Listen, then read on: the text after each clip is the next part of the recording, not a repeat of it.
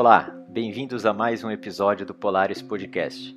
No episódio de hoje, conversaremos com o Lourenço Bustani, cofundador da Mandala, uma das mais renomadas consultorias de inovação consciente, e também considerado uma das 100 pessoas mais criativas do mundo em negócios. Eu sou Conrado Abreu e comigo estão André Pastina e Rodrigo Rocha. Lourenço, me fale um pouco sobre a sua história, né? Como é que você começou até chegar nessa pessoa especial que você é hoje? Obrigado pela pergunta. Cara, minha história começa 40 anos atrás, como filho de diplomatas, tanto do lado da mãe quanto do pai. Nascido em Nova York, passei minha infância pulando de país em país, morei no Uruguai, morei no Canadá, tive uma breve passagem pelo Brasil na minha adolescência, logo voltei para os Estados Unidos, onde completei o segundo grau, estudei na Universidade de Pensilvânia, na Filadélfia, para fazer faculdade, estudei ciências políticas, relações internacionais e também cursei uma parte do currículo de administração. E aí tive passagens rápidas por diferentes indústrias, tentando entender um pouco onde é que estava meu coração. Então fiz um estágio na área de tecnologia, numa startup, em 1999, imagine só tudo que estava acontecendo nesse momento, na virada do século. Depois trabalhei em banco de investimento na Europa, trabalhei em consultoria de gestão de negócios, de operações em Nova York. Tive uma breve passagem também por escritório de advocacia, e aí entrei para o universo das marcas em Nova York, trabalhando para uma consultoria focada em valoração de marca, o Brand Valuation, que é atribuir um valor financeiro para esse intangível para fins de licenciamento, fusão, aquisição, patrocínio, esse tipo de coisa. E aí, enfim, tive uma crise identitária, muito sintomático de quem é filho de diplomata, que tem uma pátria, mas não a conhece. E aí, com 24 anos, se não me engano, eu decidi que eu queria vir morar no Brasil e entender um pouco mais sobre esse país. E cheguei aqui, logo me deparei com o Confértil, era o terreno aqui para se empreender, isso é 2005, 2006. E aí, com uma vontade bastante ingênua de criar um negócio pautado em valores não negociáveis, fundei a Mandala, junto com um outro amigo meu na época. E aí a Mandala, enfim, não sei se quer que eu entre um pouquinho em relação ao que ela é, eu paro... Perfeito, pode falar. Acho que é o interesse de todos aqui. Tá. A Mandala tem sido meio que a espinha dorsal da minha vida nos últimos 14 anos, mas ela nasceu com a pretensão de trazer um olhar mais humano para o mundo dos negócios, até por isso que tem a letra H no final do nome Mandala, pouca gente sabe disso. E aí, pouco a pouco, esse trabalho foi ganhando forma. Eu admito que talvez eu era muito jovem para entender exatamente o que eu estava fazendo, mas eu e meu sócio na época, a gente era movido por um ideal muito forte de que a gente precisava, de alguma forma, provocar reflexões no mercado e fazer com que as próprias marcas enxergassem os tais consumidores como seres humanos. E a gente entendia que esse olhar mais humano naturalmente criaria uma relação mais genuína, mais duradoura entre marca e esse sujeito que consome. E com isso, produtos e serviços eventualmente lançados no mercado responderiam melhor às necessidades e às demandas latentes das pessoas, né? E aí esse trabalho, por uma conjuntura, digamos, planetária e de mercado, essa proposta de valor ela foi ganhando uma certa relevância, uma certa ressonância. Tivemos a crise de 2008, 2009, que foi uma crise econômica, mas também existencial, em que esse jeito um pouco diferente de olhar para os negócios começou a ganhar bastante força. E aí a gente foi entrando realmente no universo da inovação. Em 2010, a gente criou esse termo que é inovação consciente, que é onde nosso trabalho acontece, que é a interseção do universo de lucro e propósito. A inovação consciente, ela é aquela que necessariamente melhora a vida das pessoas. E aí a Mandala foi se expandindo para outros lugares do mundo. A gente foi abrindo escritório na Ásia, na Europa, no México, nos Estados Unidos. E a gente foi dando nome aos bois, né? Porque a gente era muito jovem quando a gente começou a Mandala. A gente nem sabia direito o que a gente estava fazendo. E aí, quando a gente foi amadurecendo enquanto empreendedores e empresa, a gente foi começando a entender como estruturar melhor nosso trabalho.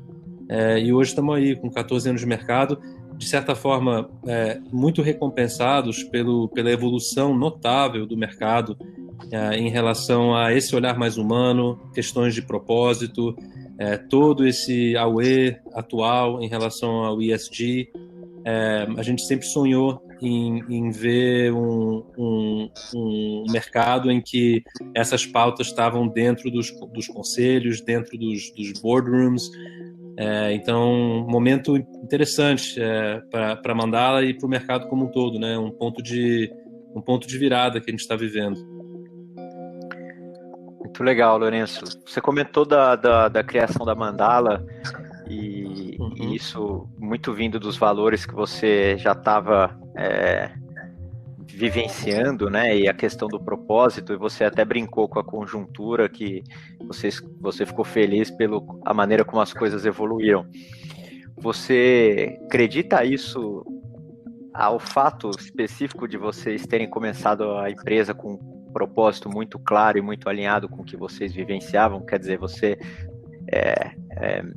endereça o sucesso que vocês obtiveram justamente por terem começado já vivenciando o propósito que vocês tinham, né, como os valores, enfim, aquilo que vocês realmente acreditavam? Essa pergunta tem sutilezas, né?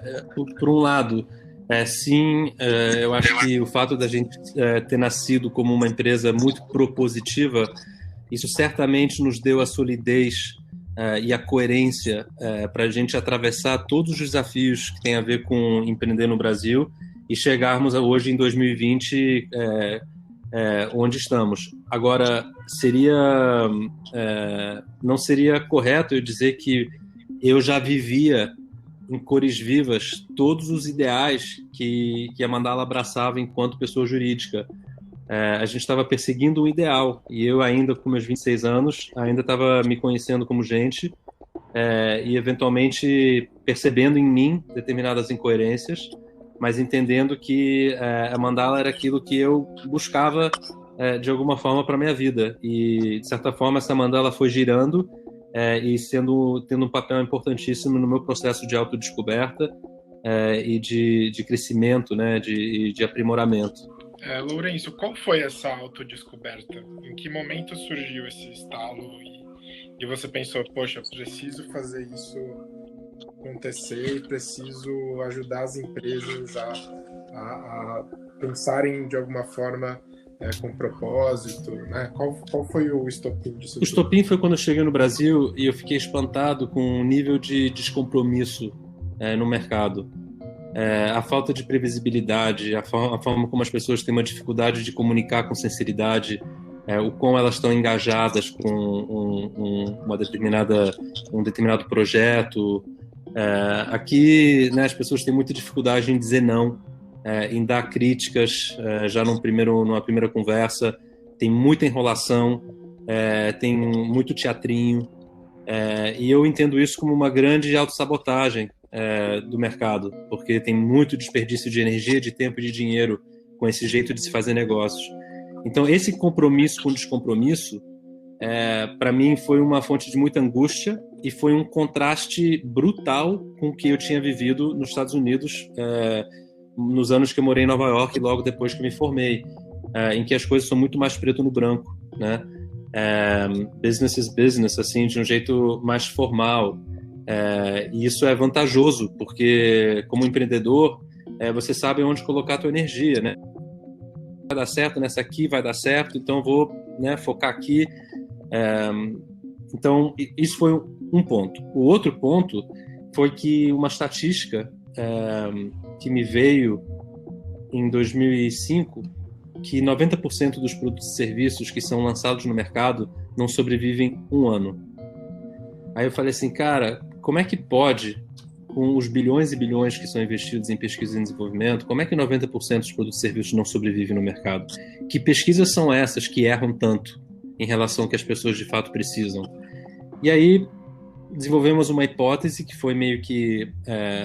ela foi parte da pedra fundamental, né, da própria Mandala, que com um olhar míope e fragmentado do ser humano apenas na condição de consumidor, você não consegue, de fato, ter os insights necessários para desenvolver produtos e serviços que atendam às suas reais necessidades de vida. Você fica muito restrito a esse momento ocasional em que o ser humano consome. E isso é um fragmento de quem somos. Então, nossa teoria foi: vamos entender as pessoas como pessoas, vamos extrapolar o contexto no qual o consumo ocorre e vamos olhar para essa pessoa em todas as dimensões da sua vida. E aí sim, vamos pensar nos produtos e serviços, nas experiências que a gente quer prover para atender essa pessoa de forma mais holística. E talvez assim a gente possa reduzir essa margem de erro, né, em relação aos investimentos em inovação. Então, foi um pouco a conjunção dessa questão cultural do como negócios são feitos no Brasil, junto com esse dado alarmante em relação aos erros e acertos de inovações que são introduzidas no mercado, que levaram à criação da Mandala. Lourenço, você acha que a gente também aqui tem uma dificuldade intrínseca, digamos assim, de walk the talk, né? De fato viver aquilo que ou a gente fala que vive, ou principalmente quando você começou da questão do consumo, né? Então as empresas oferecerem não só produtos ou serviços, mas que os consumidores possam enxergar que elas de fato vivem aquilo que elas dizem que elas fazem, né? Você acha que a gente tem essa dificuldade cultural? Não só o Brasil, né? Eu acho que as corporações em geral, mundo afora, têm uma dificuldade de walk the talk. É uma maquiagem muito grande que hoje está sendo posta em xeque, né? Nesses últimos anos, com a questão da transparência, governança e tudo mais, a gente começa a ver empresas realmente começando a virar a chave e entender que não adianta ter uma frase linda no muro com um propósito inspirador se a cultura da empresa ela é tóxica, hierárquica, né, avessa ao experimento, sem diversidade. Então, as pessoas estão se conscientizando em relação à importância de ser coerente para que a tua marca reverbere no mundo, né? Porque as falsidades elas têm perna curta, né? E essa é a crise existencial que muitas empresas estão vivendo nesses últimos 10 anos. E uma coisa muito interessante que você falou, principalmente agora, né, com a pandemia, é como se fosse um restart do mundo, né? As pessoas estão repensando drasticamente em tudo, na vida, no propósito, que a gente já falou aqui, e a questão do consumo, né? Eu escuto de algumas indústrias que estão consumindo muito mais porque as pessoas estão dentro de casa, e ao mesmo tempo escuto que outras indústrias estão sofrendo drasticamente. E aí eu sei que você é um grande estudador da questão de consumo. Como que você acha que vai ser o consumo daqui para frente? Cara, eu acho que vão ter todos os tipos de manifestações diferentes e contraditórias. Tem gente que, no desespero do isolamento, na ânsia de poder retomar um senso de novo normal, especialmente pessoas que sempre encontraram seu significado de vida a partir das suas posses materiais, elas vão voltar para um consumo desenfreado, porque é assim que elas foram condicionadas para se realizarem enquanto seres humanos, né? Isso é um bom recorte da população. Outras pessoas entenderam a pandemia como um grande despertar, um grande wake-up call, né? Uma chacoalhada que abriu uma brecha para um outro olhar a respeito da vida e o papel que o consumo tem na vida. E essas pessoas talvez procurem consumir menos, ou consumir com mais qualidade, ou consumir dentro de cadeias mais locais, com mais saúde, saudabilidade, comprando apenas o essencial, enfim. Aí tem uma variedade também de qualificações, né, em relação ao consumo, mas tudo vai depender da forma como cada um viveu a pandemia. E ficou muito claro que, embora essa pandemia tenha sido uma emergência sanitária comum a todos, cada um surfou essa pandemia de formas muito, muito diferentes. E o nível de trauma que cada um viveu também variou bastante. Então, eu tendo a achar que quanto maior o trauma, maior a brecha por uma transformação e uma ressignificação da relação com o consumo e com a vida também, em geral, né? Relação com família, com tudo. Quem passou meio que sem sentir a fundo as dores dessa pandemia, talvez continuem na inércia da vida pré-Covid, né? Então a gente vai ver um pouquinho de tudo. Eu acho que a questão nem é tanto como que as pessoas vão consumir, mas como é que nós precisamos consumir enquanto espécie para conseguir resguardar um mínimo de qualidade de vida para o maior número de pessoas no planeta.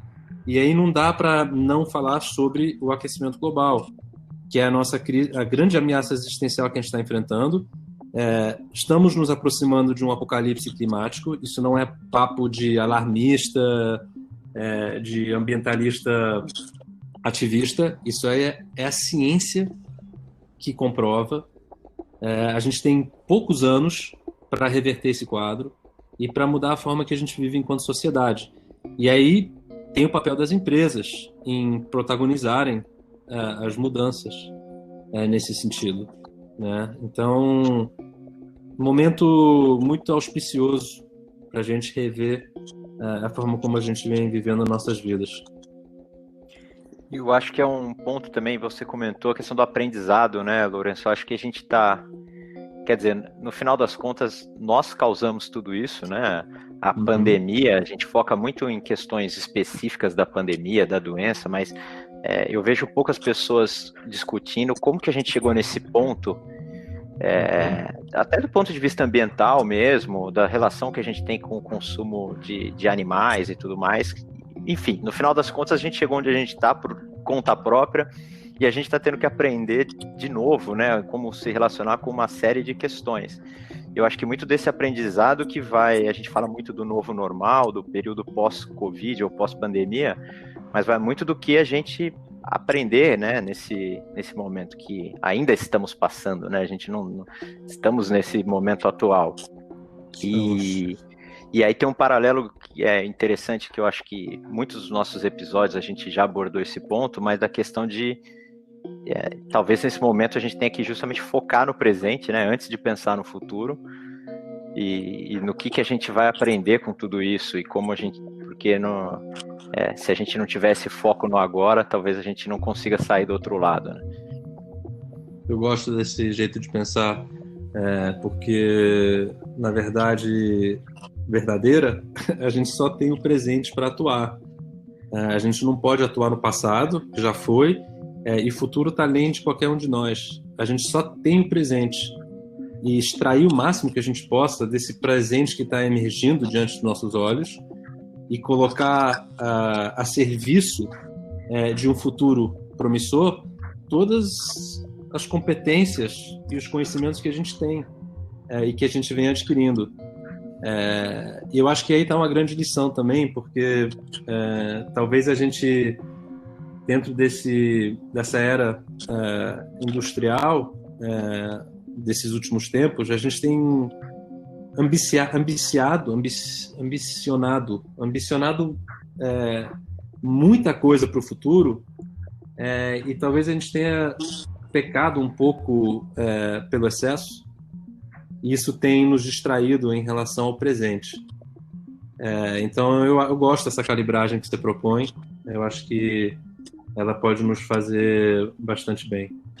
Lourenço, a gente sabe que as marcas elas estão justamente tentando caminhar nesse lado mais humano, de formatação de negócio mesmo, voltado no propósito, né? Principalmente por conta da pandemia, né? Esse wake-up call que todo mundo está vivendo.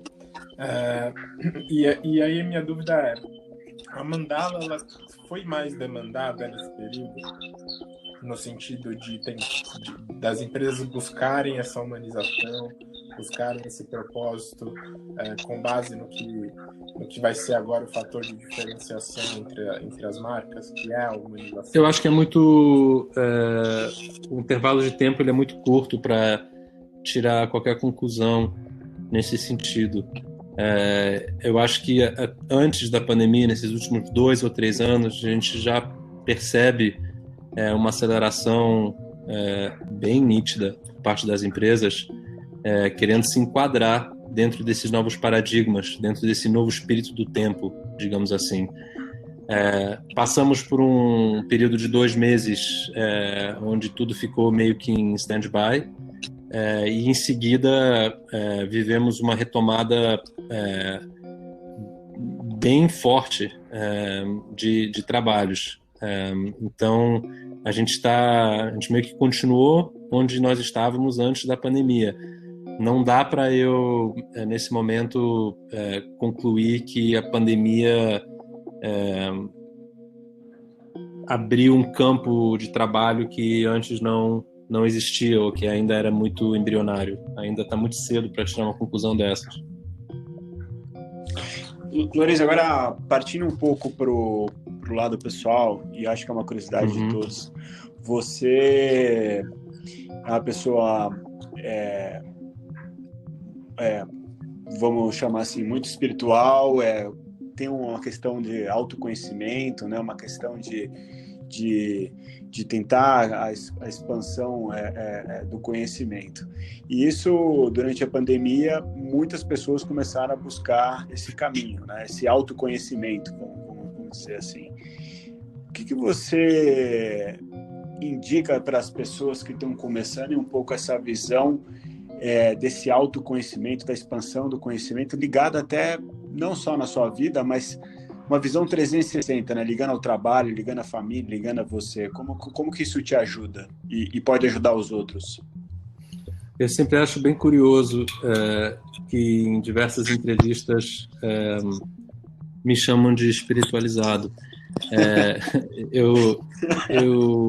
Eu imagino que isso seja porque eu me disponho a falar sobre assuntos que são talvez um pouco mais etéreos e existenciais, talvez até um pouco esotéricos, no universo dos negócios, né? E é uma coisa que não é tão comum. Mas, cara, uma coisa ficou muito clara para mim muito cedo, que enquanto a gente anular certas facetas da nossa identidade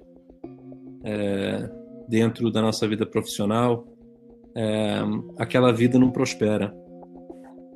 E a gente precisa ser quem a gente é em nossa máxima potência. E a gente não fala muito sobre isso, né, no trabalho. Tem uma certa relutância por parte das pessoas, um certo desconforto, uma herança de uma geração que acreditava que na hora que a gente entrava no trabalho a gente tinha que desligar a nossa versão pessoal e engatar a nossa versão profissional. E isso está tão ultrapassado, tantas pessoas se adoeceram nessa geração em função disso. É tão atordoante uma pessoa não poder se expor e se vulnerabilizar enquanto humano que ela dentro do lugar onde ela passa tantas e tantas horas do seu dia, né? Então, para mim, assim, eu trago essas questões porque eu acho que é o ponto cego do mercado, eu acho que é o elefante na sala, sabe? A gente precisa falar sobre a saúde mental das pessoas. A gente precisa falar o que está nas entrelinhas das dinâmicas comportamentais de uma empresa. A gente precisa falar sobre burnout. A gente precisa falar sobre os medos e as inseguranças que o ambiente de trabalho ele eventualmente gera, a falta de segurança psicológica, a falta de lideranças inspiradoras, a falta de diversidade, o quão machista é o mercado, o quão autoritárias são as lideranças, o quão curto-prazista e predatórias são as empresas na sua busca incessante pelo lucro. Essas são as verdades da nossa realidade. E se a gente não tiver uma abertura para falar francamente sobre elas, a gente está navegando uma grande ilusão. Enquanto isso, o mundo vai se deteriorando. Aí chega uma grande pandemia e ninguém sabe por quê. Então, eu não tenho dica de navegação porque eu não acredito que o caminho que eu escolhi para mim necessariamente seja o caminho para outro. Mas uma coisa que eu acredito com uma certa convicção, uma certa veemência, é que a gente precisa se conhecer cada vez mais. E a gente precisa investir tempo para esse autoconhecimento. Sem isso, a gente está o tempo todo dando tiro no escuro, experimentando caminhos que não necessariamente estão conectadas com nossa verdade, nossa essência, né? Aquilo que vai realmente nos dar um senso de realização e de plenitude. E esse autoconhecimento, muitas vezes, para mim, eu encontro no meu próprio silêncio. Para mim, o silêncio ele é muito revelador.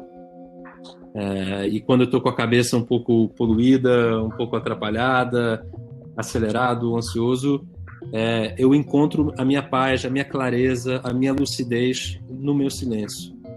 E é por isso que as práticas contemplativas, como a meditação e outras tantas, acabam ajudando as pessoas a se conectarem com elas mesmas. E não tem recurso melhor para uma pessoa lidar com a adversidade e com o VUCA do mercado, né?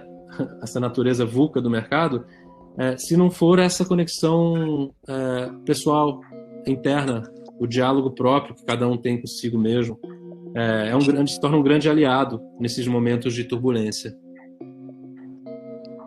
E você comentou um pouquinho sobre algumas coisas que funcionam para você, né? E nessa questão até de autoconhecimento e você tem algum, não vou dizer método, não queria simplificar assim, mas a respeito do seu processo criativo, algumas atividades ou como você consegue evoluir o seu processo criativo? Saindo da minha zona de conforto. Saindo da minha realidade mais próxima, saindo do meu núcleo mais familiar de amigos, saindo dos conteúdos intelectuais com os quais eu tenho mais familiaridade, realmente saindo da minha zona de conforto e me expondo a outras realidades. Eu me sinto mais efervescente quando eu estou num lugar em que eu desconheço os padrões, onde eu não estou condicionado para significar aquilo de uma determinada forma, onde tudo é novo, onde eu até me sinto um pouco inseguro com a falta de previsibilidade daquele contexto. É nesse momento que eu aprendo alguma coisa sobre a vida, ou que eu desmonto alguma crença que até então estava consagrada dentro de mim. É nesse momento que os meus mitos e meus medos são derrubados. E quando a gente consegue abrir um pouco o campo, a criatividade ela vem. Porque a criatividade ela é a conexão, são as sinapses que nosso cérebro é capaz de fazer. Se a gente está condicionado o tempo todo para pensar de uma determinada forma, a gente começa a entrar num certo looping e não dá brecha para outras perspectivas entrarem. E você acha que às vezes a gente fica condicionado, né, a seja no campo das ideias, ou no campo dos valores, ou no campo, né, do trabalho, de uma maneira geral, acaba contribuindo para essa questão dos transtornos mentais, você comentou, né? Da gente viver, de repente, aí as pessoas não estarem felizes, ou nunca atingirem um sentimento ali de plenitude, de satisfação, e acaba justamente por isso que as condições mentais hoje estão cada vez mais em voga, né? A questão de depressão, de burnout, que você mesmo comentou. Você acha que tem essa conexão também? Acho que é uma relação causal direta, de grau 1. Não tenho dúvida. O jeito que a gente vive na vida moderna nos levou a essa enorme pandemia silenciosa que é a pandemia da saúde mental. Dependência química, ansiedade, depressão, obsessão compulsiva, dificuldade com sono, dificuldade com digestão, obesidade,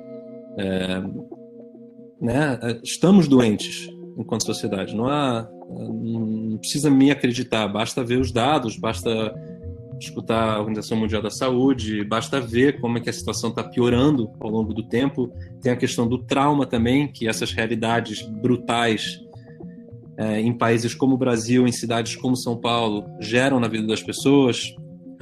A violência nas cidades, a violência doméstica, a falta de saneamento, tudo isso gera trauma na vida das pessoas. E tem muita gente vivendo com TEPT, transtorno de estresse pós-traumático, e sem recurso para se curarem. Isso que é o mais desencorajador, que existem limites em relação ao que a psiquiatria ocidental pode oferecer. Metade dos pacientes que sofrem desses transtornos estão muito bem atendidos com os medicamentos que a psiquiatria ocidental vem oferecendo. A outra metade não. E essa outra metade não tem para onde correr. E estão com suas vidas anuladas em função disso. É muito sofrimento humano, uma magnitude incomensurável, e falta recurso para a gente poder atendê-las. Até por isso que, como vocês bem sabem, vem aí uma revolução na psiquiatria, através da ciência psicodélica, que finalmente vai poder oferecer uma fagulha de esperança para essas pessoas que sofrem desses transtornos mentais. Sem dúvida. Lourenço, a gente até comentando sobre o que você falou agora, sobre drogas psicodélicas, LSD, no sentido da cura de alguns males relacionados à psiquiatria e tudo mais. Você acredita que esse é o futuro? Se isso tem um nível de perigo aí, de descontrole que é considerável, que a gente deva se atentar? Muitas vezes já se discutiu isso. O que você acha que tem de diferente agora que esse assunto voltou com tudo e talvez seja o momento da gente pesquisa científica. Uma pesquisa científica que ficou dormente durante 50 anos, desde as leis proibicionistas nos Estados Unidos, que agora voltaram com tudo. E imagina, um quadro de saúde mental que só se agrava, e uma falta de inovação na psiquiatria ocidental em relação a novos medicamentos. E, por outro lado, uma fronteira da ciência mostrando resultados comprovados em pesquisa extremamente encorajadores. Você vai unir a demanda com a oferta. Agora, o futuro não está garantido, porque se a gente encarar o desenvolvimento desse mercado com a irresponsabilidade e a euforia com a qual esse assunto foi tratado nos anos 50, anos 60, com Timothy Leary, a gente vai se sabotar. A gente vai voltar a ter uma reação da sociedade como um todo, dos órgãos regulatórios, dos governos, que vai fazer com que essa ciência e as pesquisas clínicas não possam se desenvolver. Aqui no caso do Brasil, porque as porteiras já se abriram fora do Brasil, não tem volta. Mas aqui no Brasil a gente ainda está nesse momento da verdade, né?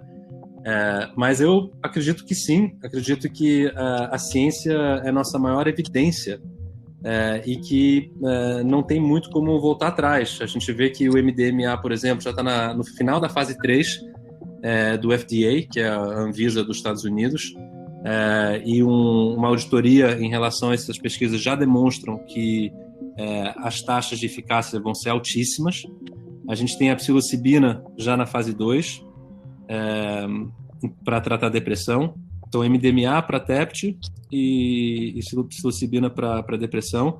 A gente tem os grandes centros acadêmicos, Berkeley, Johns Hopkins, NYU, Imperial College na Inglaterra, todas já com centros de estudos psicodélicos. A gente tem a própria MAPS na Califórnia, que está capitaneando a aprovação do MD na FDA, que já está levantando uma dinheirada.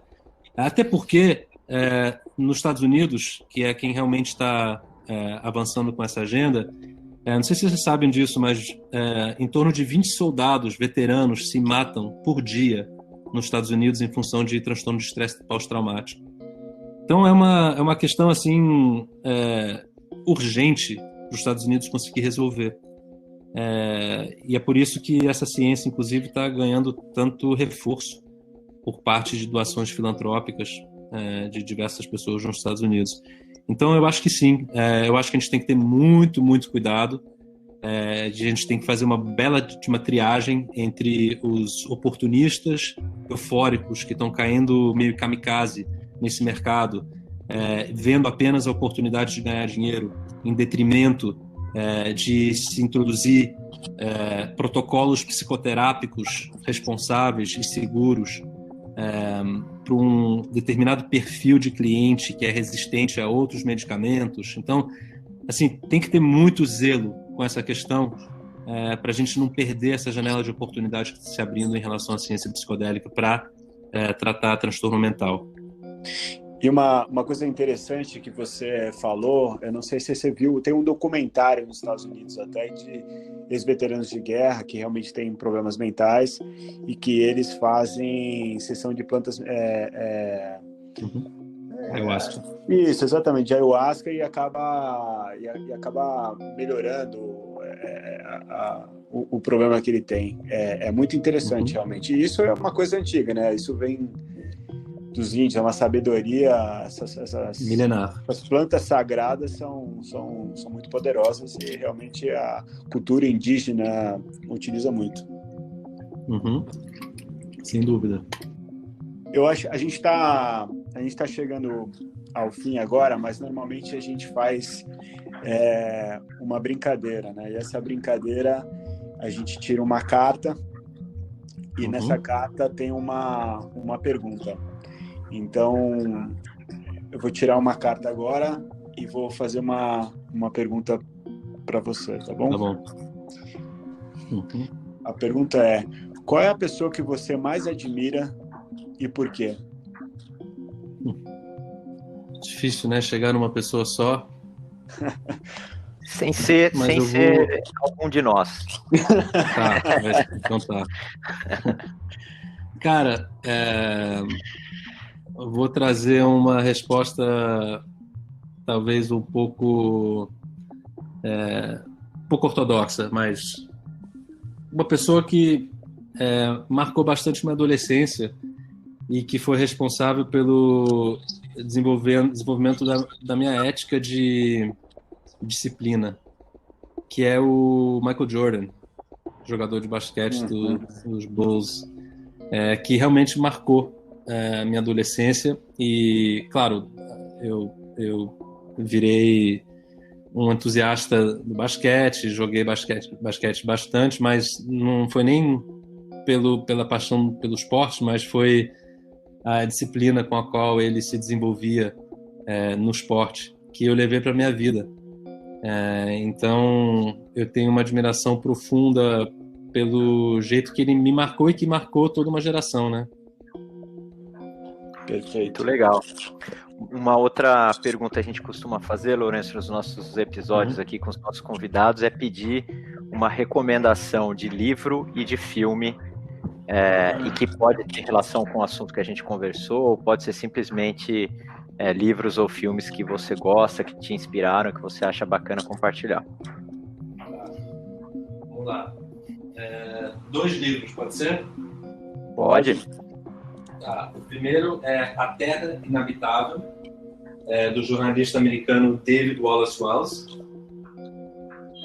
que é uma excelente compilação dos dados científicos em relação ao aquecimento global.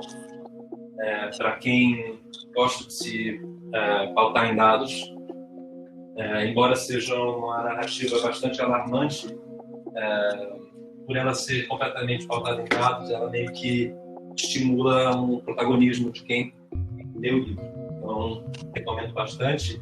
E, claro, um livro que muitos dos que nos escutam já devem conhecer, mas é o Como Mudar Sua Mente, do Michael Pollan, que também é um outro jornalista renomado nos Estados Unidos, que decidiu se aprofundar na ciência das substâncias psicodélicas e o que elas podem nos ensinar em termos de consciência, morte, vícios, depressão e o próprio conceito da transcendência. Então, uma outra recomendação também.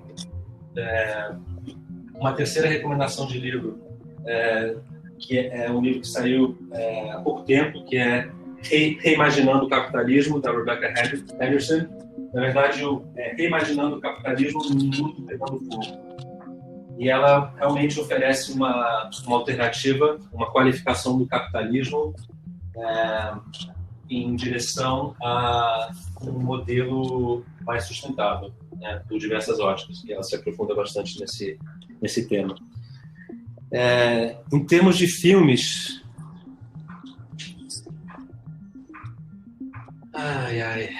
Deixa eu ver aqui.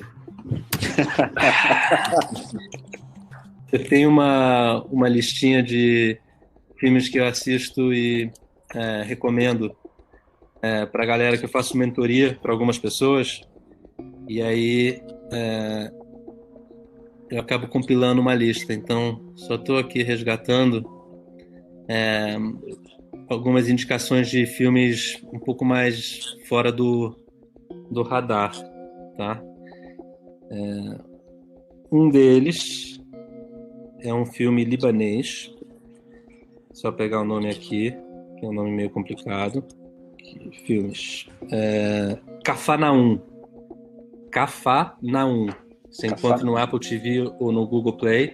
É um filme libanês maravilhoso, impressionante. O principal ator é um jovem de 6, 7 anos. E um outro filme é Parasama, que é um filme sírio na Globoplay, que é um documentário sobre a guerra civil na Síria. Filme também bastante comovente. Voltando um pouco àquele ponto, né? Zona de conforto, conhecer outras realidades.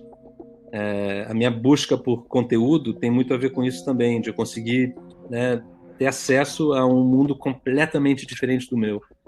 Então esses dois filmes cumprem com esse objetivo. Excelente. Lourenço, chegamos ao fim.